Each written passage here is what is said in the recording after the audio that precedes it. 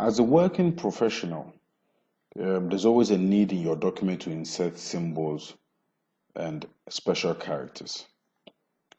To insert a symbol, we all know that you have to go to the Insert tab, and then in the Symbols area, you go to Symbols and you can select a symbol here, or go to More Symbols and select your symbol. And after selecting your symbol, you click on Insert, and it will come in your document. But this is a long process. There's another way to do it. Let's say I always use the omega symbol.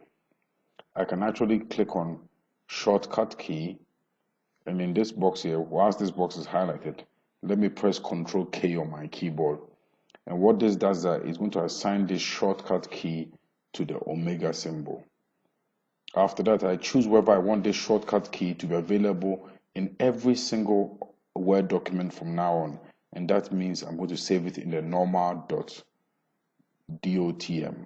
That's it, the normal document. Or I want to save it just in this particular document I'm in. And this document I'm in is the mschool.docx. So if I choose the mschool.docx, whenever I press Ctrl K, I will see the omega symbol. But when I save it in the normal.dotm, which is the normal template, every single Word document now on will have this shortcut key. So I want it globally, so I'm going to click Assign, and it assigns the shortcut key now to omega. Let's see how that works. So I come back to my Word document, I press Ctrl K, and there's my omega sign. Ctrl K, Ctrl K. So that's a quick shortcut key. Now let's look at autocomplete. If I go back to the Insert tab and then Symbols, More Symbols, I can go to the AutoCorrect. And when this AutoCorrect is on, we have so many different options that you can explore, and it tells you what you need to key in and the symbol that will be displayed in your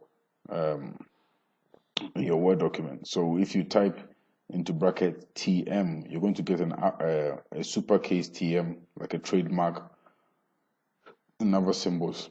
I'm going to look at some of the words in the Math Autocomplete.